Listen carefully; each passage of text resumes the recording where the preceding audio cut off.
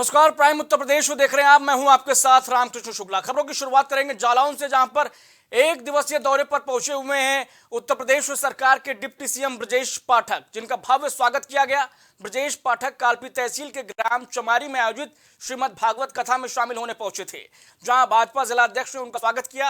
इस दौरान deputy CM ने कहा कि प्रदेश की सभी 80 लोकसभा सीटों पर बीजेपी और एनडीए मिलकर प्रचंड जीत दर्ज करेगी। लगातार तीसरी बार नरेंद्र मोदी के नेतृत्व में सरकार बनाएगी। भागवत कथा का आयोजन हुआ है जी, और द्विवेदी परिवार ने आयोजन किया है जी।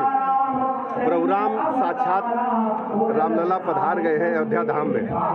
चारों तरफ हर्ष का वातावरण है, उल्लास का वातावरण है, और मेरा मानना है कि पूरे प्रदेश में, पूरे देश में लगभग हर जगह ऐसा ही वातावरण है। हमारे आराध्य मर्यादा पुरुषोत्तम श्री राम सभी के कष्टों का नाश करें, दुखों का अंत करें, सुख संपत्ति वैभव सबके घरों में आए। जहाँ जहाँ कथा का ये ध्वनि लोगों के कानों में पड़े, सबको सुख की प्राप्ति हो और सबका कल्याण हो, मंगलमय। बिहार की राजनीति क्या कहेंगे? देखिए, उत्तर प्रदेश में हम माननीय मोदी जी के मार्गदर्शन में 80 की 80 लोकसभा सीटें जीतेंगे और प्रचंड बहुमत के साथ तीसरी बार माननीय मोदी जी के नेतृत्व में सरकार बनेगी। देश की महिलाएं खेलों में आगे बढ़े, इसी पहल को लेकर मोहनलालगंज संसदीय क्षेत्र में सांसद खेल स्पर्धा का आयोजन किया जा रहा है। इस मौके पर केंद्रीय राज्य मंत्री ने कहा कि आत्मनिर्भर भारत बनाने में युवा और महिलाओं की भागीदारी अहम है, इसीलिए सभी क्षेत्रों में युवाओं और खासकर महिलाओं को आगे आना चाहिए। खेलो इंडिया फिट इंडिया के तहत सांसद खेल स्पर्धा शुरू हो रही है मोहनलालगंज में, और हमारे साथ मंत्री कौशल किशोर जी मौजूद। मैं उनसे बात करूंगा। सर, किस तरह की स्पर्धा हो रही है? देखिए, ये सांसद खेल स्पर्धा मोहनलालगंज लोकसभा क्षेत्र में नए सिरे से नए किस्म की जा रही है, जिसमें महिलाएं सेमी क्वार्टर मैराथन यानी 5 किलोमीटर की 18 साल से ऊपर की महिलाएं उसी विधानसभा क्षेत्र की दौड़ेंगी। तो इसके लिए साड़ी पहन करके दौड़ने का काम करेंगी।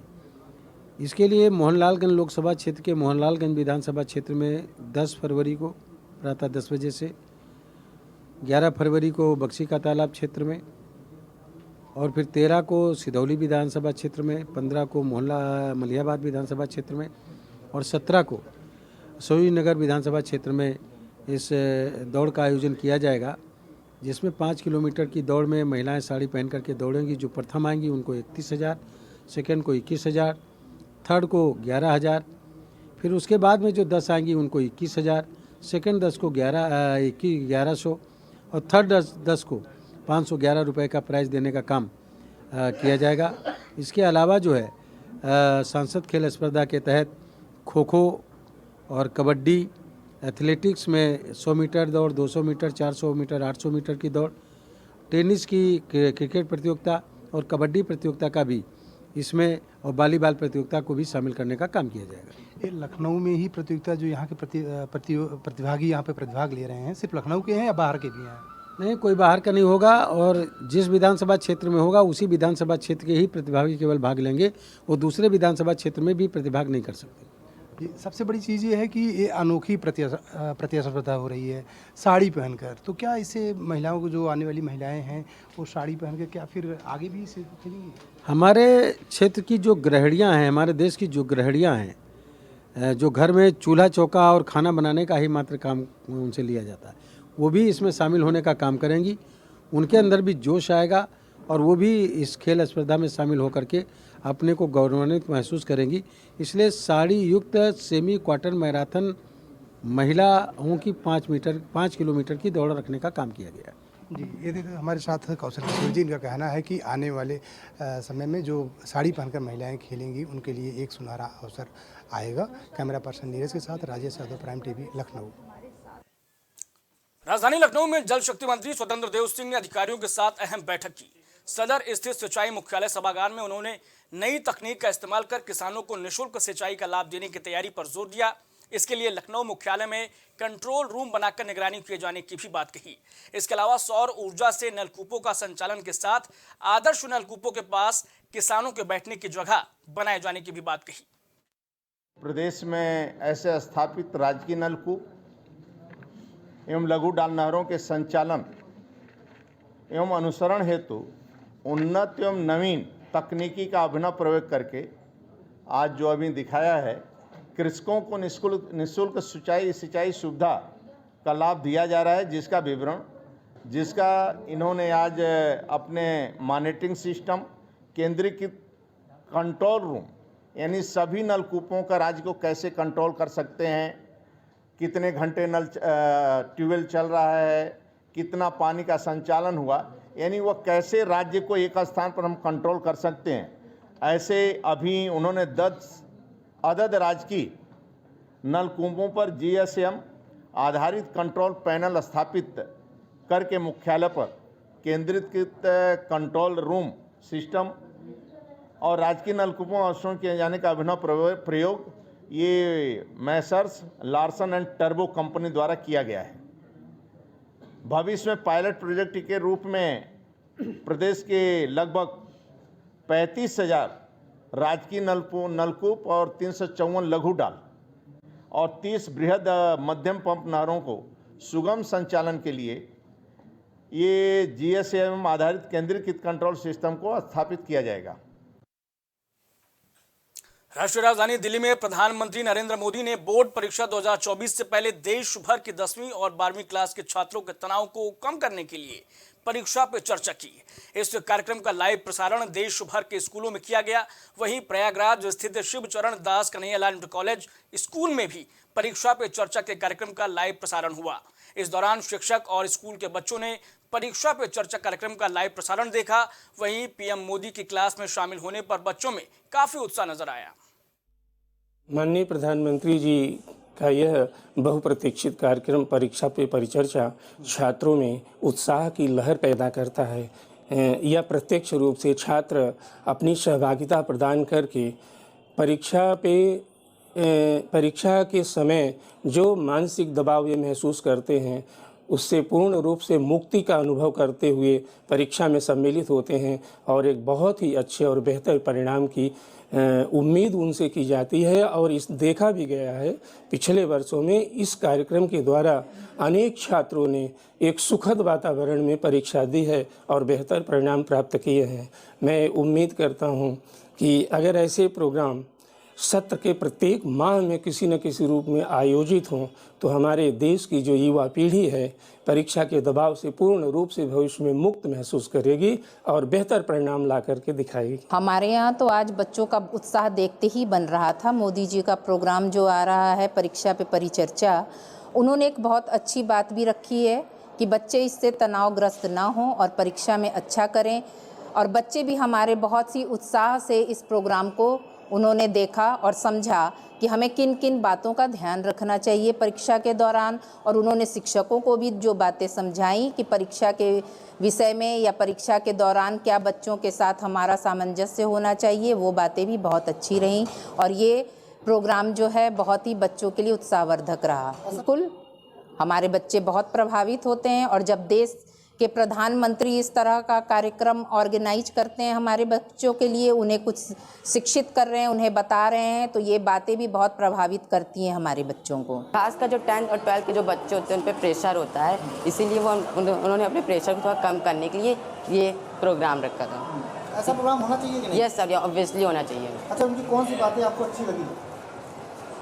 ज़्यादा स्ट्रेस नहीं लेना सर, बस पढ़ाई करनी है पर नॉलेज के साथ, स्ट्रेस के साथ नहीं। ये बात हमें इनकी बहुत अच्छी लगी सर। अगर जो डर बना रहता परीक्षा के टाइम में, आज क्या बातें सुन के वो डर खत्म हुआ? यस सर, डर खत्म हो गया। क्यों? क्योंकि सर डर जो होता है ना, इंसान को अंदर ही अंदर वो उसे खोखला कर देता है। डर इंसान के अंदर नहीं होना चाहिए, वो उसकी चिंताएं बढ़ाता है। तो ये बताया उन्होंने? यस। कैसा लगा ये सर को बहुत अच्छा लगा। मऊ में कलेक्ट्रेट पहुंचकर समाजवादी पार्टी के नेताओं ने ईवीएम से वोटिंग कराने के विरोध में डीएम को ज्ञापन सौंपा। इस दौरान राष्ट्रीय सचिव प्रवक्ता राजीव राय के साथ जिला अध्यक्ष दूधनाथ यादव, मोहम्मदाबाद विधायक राजेंद्र कुमार, राष्ट्रीय सचिव हाजी इरफान सहित महिला जिला अध्यक्ष सितारा यादव और तमाम कार्यकर्ता मौजूद रहे। कुछ और आता है और मशीन से गिनती होती तो कुछ और आता है। हमने सीधा सा सवाल किया है कि जो लोग इस पर निर्णय ले रहे हैं, जिसे मान्य न्यायपालिका से लेकर ब्यूरोक्रेसी अधिकारी, IAS, IPS, जज जो भी हैं, क्या उनको इस टेक्नोलॉजी के बारे में पता है जो फैसला ले रहे हैं। सुप्रीम कोर्ट ने कई बार कह दिया कि पेपर टेलिंग की ज़रूरत है। आप 7 सेकंड के लिए स्क्रीन पर ले आते हैं और जो मतदाता अपने मतदान का उपयोग करता है उसको पता ही नहीं कि उसका वोट कहाँ गया। और जैसे गिनती हो रही, जैसे हमारे धर्मेंद्र यादव जी का था 16,000 वोट एक्स्ट्रा थे, मशीन की वोट कुछ और बताती है, वीवीपैट वो बताती है। तो क्या हिंदुस्तान के मतदाता को ये अधिकार नहीं है कि उसने किसको अपना मत दिया, उसका सबूत सहित प्रमाण उसके पास हो। लखनऊ में अधिवक्ताओं की वेशभूषा में अवैध कब्जे की घटनाओं में हो रहे इजाफे को लेकर पुलिस प्रशासन ने सख्त रुख अपनाया है। Joint CP law and order Upendra Kumar Agrawal ने ऐसी घटनाओं पर लगाम लगाने के लिए विशेष प्रकोष्ठ का गठन किया है। बता दें कि हाल फिलहाल में अधिवक्ता की वेशभूषा में अवैध कब्जे की घटनाओं में बढ़ोतरी हुई है। समय से गत वर्ष कुछ पीड़ित पक्षों के द्वारा किए गए थे, जिसमें मुख्य रूप से आरोप था कि कुछ आपराधिक तत्व जो है तथाकथित अधिवक्ता क्लेम करते हुए और काले कोट की आड़ में अवैध तरीके से जमीन और मकान कब्जाने में संलिप्त हो गए, जिसके विरुद्ध कड़ी कार्रवाई किए जाने की आवश्यकता है। इस रिट की सुनवाई समय समय पर हुई और माननीय उच्च न्यायालय द्वारा कई सारे इसमें निर्देश निर्गत किए गए हैं और इसकी सुनवाई वर्तमान में भी प्रचलित है। इसमें पुलिस आयुक्त कमिश्नरेट लखनऊ द्वारा एक एफिडेविट भी दिया गया और इनके विरुद्ध सख्त कार्रवाई करते हुए सारे विवरण उपलब्ध कराए गए एवं एक विशेष सेल विशेष प्रकोष्ठ गठित करने की बात भी अंकित की गई। जिस क्रम में अवगत कराना है कि joint CP law and order के कार्यालय में एक विशेष सेल गठित किया गया है, जिसमें एक उप निरीक्षक स्तर का अधिकारी है जो इसके समस्त डिटेल्स की मॉनिटरिंग करेगा।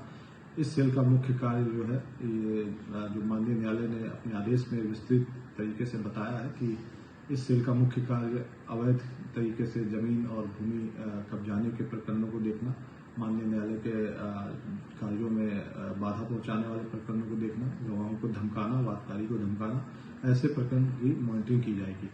यहाँ यह भी अवगत कराना है कि थानों पर पूर्ववत शिकायतें ली जाएंगी और जिस तरह से वहाँ पर FIR आदि की कार्रवाई होती है वो की जाएगी। यदि किसी पक्ष को लगता है कि उसकी जमीन पर तथाकथित आपराधिक तत्वों ने अधिवक्ता को खुद को स्वयं बताते हुए काले कोट की आड़ में कोई अपराध किया है और कोई गलत तरीके से मकान कब्जाने का प्रयास किया गया है और उसकी सुनवाई यदि नीचे स्तर पर नहीं हुई है तो वो अपनी बात joint CP law and order के कार्यालय में उपस्थित होकर रख सकता है, जिसमें सघन जांच कराते हुए आवश्यक विधिक कार्रवाई की जाएगी और ऐसे समस्त प्रकरणों की विस्तृत मॉनिटरिंग करते हुए इसको लॉजिकल कंक्लूजन तक ले जाया जाएगा।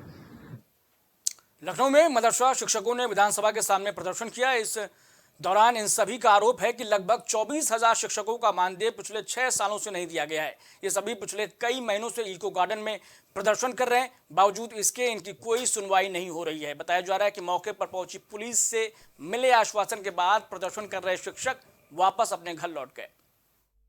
न राज्य सरकार की तरफ से और न केंद्र सरकार की तरफ से। अब हमारा परिवार भूखों मर रहा है। हम लोग अब 30 साल से जो हमारी योजना चल रही थी उसको अचानक खत्म कर दिया गया, ना कोई सूचना दिया गया, ना कुछ बताया गया। अब बताइए हम लोग कहाँ जाएं? हम लोग वही प्रदर्शन करने आए थे और योगी जी से इंसाफ मांग रहे हैं कि हम लोगों के परिवार को या तो मृत्यु दंड दे दिया जाए या फिर हम लोगों को भूखे मार के तड़पाया न जाए। कितने लोगों को मानदेय नहीं मिला? 24,000 शिक्षक हमारे साथी हैं और 24,000 शिक्षकों की जो बात नहीं है, उनके परिवार की बात है। 24,000 शिक्षकों के परिवार भूखे मर रहे हैं इस समय और उनकी बात को नहीं सुनी जा रही है। केवल आश्वासन मिल रहा है। 6.5 साल से हमको केवल आश्वासन दिया जा रहा है और पैसा एक भी नहीं दिया जा रहा है। बताइए आश्वासन से कोई जिंदा रह सकता है कि बगैर पैसे के हम लोग कैसे पढ़ा रहे हैं? नहीं मिल रहा है। सरकार हम लोगों को केवल आश्वासन देती है। हम लोग कई बार धरना कर चुके, 2500-30 बार यहाँ कर चुके, लखनऊ में GOP पार्क में किए, इको गार्डन में किए। केवल हम लोग को आश्वासन मिल जाता है, जाइए आप लोग का काम हो रहा है। हम लोग आज जो है यही करते करते 6.5 साल बीत गया। अब हम लोग को परिवार जो है भूखा मर रहा है। अब हम लोग जो है बहुत ही हम लोग नाजुक स्थिति में है। अब हम लोग को आश्वासन नहीं चाहिए, हम लोग का भुगतान कर दें। और 4 जनवरी को माननीय डायरेक्टर महोदय जो है योजना का जो है बंद करने का निर्देश दे दिया जो है इन्होंने, और इसके पहले का हमारा भुगतान कर दिया जाए। जिस दिन निर्देश दिए हैं उसके पहले का तो भुगतान कर दे हम लोगों का। सुल्तानपुर में सड़क सुरक्षा माह के तहत ARTO ने लोगों को जागरूक किया। सड़क सुरक्षा माह के दौरान ARTO की अगुवाई में जागरूकता टीम चीनी मिल पहुंची, जहां ट्रैक्टर चालकों के साथ किसानों और वहां मौजूद लोगों को दुर्घटना से बचाने के उपाय बताए गए। सर्वप्रथम मैं जनपद वासियों को और जो हमारा 15 तारीख से सड़क सुरक्षा माह शुरू हुआ है, 14 फरवरी तक चलेगा। सड़क सुरक्षा के नियमों के पालन के लिए अपील करता हूँ। उसी के परिप्रेक्ष्य में हमारे आरटीओ साहब, राय साहब, पीटीओ साहब और यहाँ से समस्त चालक परिचालक ट्रैक्टर के लोग हैं, इन लोगों को जागरूक किया गया कि आप लोग रिफ्लेक्टर लगा के टालियों में चलें, क्योंकि कोहरे का टाइम है। पीछे से टालियाँ, आगे से टालियाँ जाती हैं, पीछे से वाहन चालक जो आता है, चाहे लाइट व्हीकल हो चाहे हैवी व्हीकल हो, तो देख नहीं पाता, तो उसे एक्सीडेंट की संभावनाएं ज़्यादा होती हैं। उसी परिप्रेक्ष्य में रिफ्लेक्टर लगाया गया और उन लोगों को जागरूक किया गया कि अपने वाहनों में रिफ्लेक्टर लगाएं। आपके घर में अगर कोई मांगलिक कार्य है तो सावधान हो जाइए, क्योंकि एक गैंग सक्रिय है जिसके सदस्य किन्नर के रूप में आपके घर में दाखिल होते हैं। इतना ही नहीं, बधाई मांगने के नाम पर ये लोग जबरन घर के कीमती सामान, नकदी और आभूषण लेकर फरार हो जाते हैं। ऐसा ही एक मामला अंबेडकर नगर जिले के कटका थाना इलाके से सामने आया है। यहाँ एक घर में बेटा पैदा हुआ तो किन्नर पहुंच गए। उस वक्त महिला और बहू ही घर पर थे। महिला घर के अंदर गई और इसी दौरान किन्नरों को नेक देने के लिए, चावल लेने के लिए जैसे ही वो घर में दाखिल होती है, वैसे ही महिला किन्नर जो है वो पीछे से उनके घुस जाते हैं और घर का कीमती सामान लेकर घर से फरार हो जाते हैं। घटना के बाद महिला ने चीख पुकार कर ग्रामीणों को बुलाया। इसके बाद ग्रामीणों ने 2 आरोपियों को दबोच लिया। वही पुलिस ने मुकदमा दर्ज कर दोनों किन्नरों को जेल भेज दिया है। फिलहाल मामले की पूरी तौर पर पड़ताल की जा रही है। घटना यह है कि हम लोग सास पतो घर में है और हमारे पास लड़के ना और रहन कहाँ, लेकिन बाहर रहन। अब हम लोग 2 जनी सास पतो है, इन्हें लोग झुक गए ने, एकदम 8 जनी हली गए घर में। जब यह गाँव करें तब हम जान पाए बस कर अन्हर लोग ये हैं। तब अब पहुँच के हम लोग के लगे बैठबे थे कहीं, बैठ के कहें एक अथुआ तसला चावल लाओ, चावल लाइए, चावल ले जाए सेनूर टिकाए के तैको छोड़ दें तो कहें अब यही चाची पैसा दे दे, चाची यही पैसा दे दे। कौन लोग थे ये 8 लोग? कौन थे?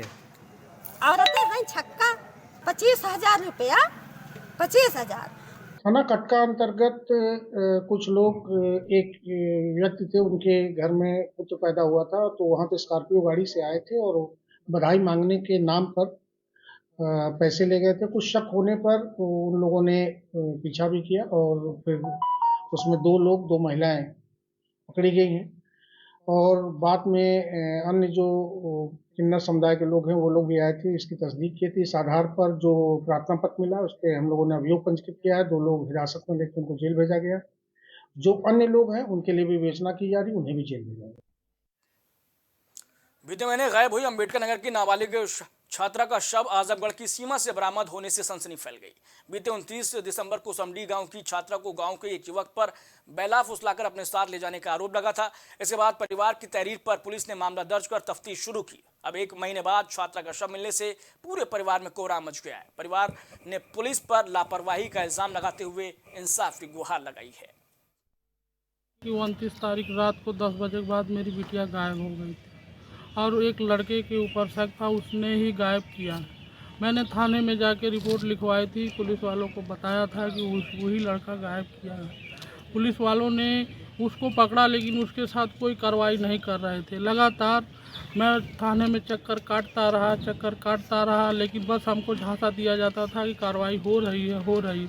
उसकी जो बाइक थी वो भी चोरी की बाइक थी। मैंने बोला कि जिस दिन से मेरी बिटिया गायब हुई है उस दिन से ये बाइक भी नहीं दिख रही है, लेकिन ये लोग मेरी बात को कुछ मानने के लिए तैयार नहीं थे। 6-7 दिन 8 दिन के बाद उसकी बाइक किसी तरह बरामद किए और उसको ये नहीं पता किए कि ये बाइक कहाँ थी, कैसे थी, और उसको फिर क्या किए कि उसको बाइक चोरी में ही डाल के जेल कर दिया। और साहब उसके बाद कोई कार्रवाई लोग नहीं। हम 3 बार कप्तान साहब के पास आ चुके हैं और सीसीटीवी कैमरे में बाकायदे निकला हुआ है कि उसी मोटरसाइकिल पे मेरी बिटिया को बैठा के ले गया था रात को 10:12 पे। मेरे घर से 1.5 किलोमीटर आगे एक चौराहा है, वहाँ मैंने चेक करवाया था। उसी कैमरे में उसकी बाइक भी पकड़ी गई थी। सारा प्रूफ मैं देता गया पुलिस को, लेकिन मेरे बिटिया के अगेंस्ट में लोग कोई कार्रवाई नहीं की। मेरी बिटिया बच गई होती। आज 1 महीना हो गया। मुझे इंसाफ चाहिए। जिन लोगों ने किया है उन लोगों को सजा होना चाहिए, वो बचने नहीं चाहिए एकदम। देखिए, इसमें एक बच्ची गायब हुई थी जिसका अभियोग पंजीकृत किया गया था। इसमें जो सस्पेक्ट था उससे लाके पूछताछ भी की गई थी। और वो जो सस्पेक्ट था उसको जेल भी भेजा गया है। इसमें कल गांव के पास ही तालाब में शव मिला है, जिसका हम लोग मेडिकल टीम के द्वारा, पूरे बोर्ड के द्वारा वीडियोग्राफी के अंतर्गत उसका पीएम करा रहे हैं। इसको सुसंगत धाराओं में 302, 201 और SC/ST एक्ट में इसको तरमीम किया गया है। जो वादी पक्ष ने जिन लोगों के नाम बताए हैं उन लोगों को हिरासत में लेकर के पूछताछ की जा रही है। हम इलेक्ट्रॉनिकली और टेक्निकली भी इसको इस्टेब्लिश कर रहे हैं। इसमें सभी प्रकार की विधिक कार्रवाई की जाए। सर, आरोप क्या है पीड़ित परिवार का? पीड़ित परिवार का पहले आरोप ये था कि भगाने का आरोप था, और उसके बाद चूंकि डेड बॉडी मिली है इसलिए 302, 201 की धाराओं में हम लोगों ने तरमीम किया है। तरमीम कर SC/ST की भी धारा बढ़ाई गई है। तरमीम करके इसकी खबर सहारनपुर से, जहां पुलिस ने 3 महीने की बच्ची को मात्र 4 घंटों में सकुशल बरामद कर चोरी के आरोपी पति पत्नी को गिरफ्तार कर लिया है। पेड़ थाना इलाका अंतर्गत 3 महीने की बच्ची को चुराने का मामला सामने आया था, जिसका सफल अनावरण करते हुए पुलिस ने आरोपी पति पत्नी को गिरफ्तार कर लिया है। वहीं गिरफ्तार आरोपियों ने पूछताछ में बताया कि हमारी कोई संतान नहीं थी, इसी वजह से हम दोनों पति पत्नियों ने बच्ची को चोरी कर लिया था। जी, ये ना मतलब सफर में सहारनपुर से जाते हुए ये ऑटो में मेरी दोस्त बन गई थी। कौन थी? ये मतलब मुस्कान दोस्त बन गई थी। मियाँ बीबी हमारे घर आने लग गए, 2 चाय फेरी आए भी। तो ये कल सुबह आए, कह लग गए, मैंने नाश्ता पानी कराया, बिठा दिए, कह लग गए इसके कपड़े दिलवा के लेगा। कपड़े के बहाने से मुझे ले गई। इन्होंने, उनके घर वाले ने कहा मैं फोन पे पैसे कर दूंगा। फिर कह लगे नेटवर्क नहीं आ रहे, एक काम करो आधे रास्ते में आ रहा, आधे रास्ते से भेज दो मेरे को, बच्ची तुम लेकर खड़ी हो जाओ अड्डे पे। मैं जैसे आधे रास्ते में आई, मैं उलट कर गई, मुझे कहीं नहीं दिखे। मैं गई तो उन्होंने मतलब मेरे अड्डे पे थे जो, उन्होंने बताया कि मैं तो लेकर चले गए तुम्हारी बच्ची को, ऑटो में बैठ कर लेकर चली गई है मेरी बच्ची को। फिर मैंने पुलिस के थाने में गई, कार्रवाई करी, पुलिस ने हमारी बहुत मदद करी, बहुत हमदर्दी दिखाई। तो पुलिस की कार्रवाई जी। व्यक्ति, अज्ञात व्यक्ति और एक महिला उनके घर आए, जिनका उनके घर कुछ माह से आना जाना था, जो उन्हें रास्ते में मिले थे ऑटो में और उनकी बातचीत हुई। उनके कुछ माह से उनका दोनों का एक दूसरे घर में आना जाना था। वो उनकी बच्ची को बहाने से लेके चले गए हैं और उन्होंने अपना सभी मोबाइल स्विच ऑफ कर लिया है और वो अपने घर के पते पर भी नहीं है और उनका अपहरण कर लिया मेरी बच्ची का। उन्होंने इसी सूचना दी। इस संबंध में तत्काल थाना बेहट पर मुकदमा पंजीकृत किया गया और इसके बाद 3 टीम्स का गठन किया गया और इलेक्ट्रॉनिक सर्विलांस की भी मदद ली गई, CCTV देखे गए और थाना बेहट पुलिस द्वारा कल 4 घंटे के अंदर 3 माह की जो बच्ची अपहृत हुई थी उसकी सकुशल उसे बरामद किया गया और उसकी जो है माता पिता को उसे सौंपा गया। औरैया जिले में मुख्यमंत्री सामूहिक विवाह योजना के तहत 232 जोड़े शादी के पवित्र बंधन में बंध गए। गौरतलब है कि ककोर मुख्यालय के तिरंगा मैदान में मुख्यमंत्री सामूहिक विवाह योजना के तहत 254 लोगों का विवाह संपन्न कराया जाना था, लेकिन आज 232 जोड़ों की शादियां कराई गई, जिसमें 5 मुस्लिम जोड़े भी शामिल हुए। इस दौरान DM नेहा प्रकाश ने 9 दंपतियों को बधाई दी। वहीं सदर विधायिका गुड़िया कठिरिया ने सभी जोड़ों के वैवाहिक जीवन की बधाई दी। मुख्यमंत्री जी सामूहिक विवाह कार्यक्रम का आयोजन जनपद औरैया के तिरंगा मैदान में किया गया है। यहाँ पर कुल 232 जोड़े का आज विवाह हुआ है, जिसमें से 5 जोड़े का विवाह मुस्लिम विवाह पद्धति से हुआ है और सभी दंपति जो यहाँ पर आए हैं उनको मेरी तरफ से हार्दिक शुभकामनाएं। सभी के अकाउंट में धनराशि भी प्रेषित कर दी गई है और सभी को शासन से एक उपहार भी दिया गया है। मुख्यमंत्री सामूहिक विवाह का जो जोड़ों के साथ शादी हुई है, 232 का आज यहाँ पर जोड़े की शादी हो गई।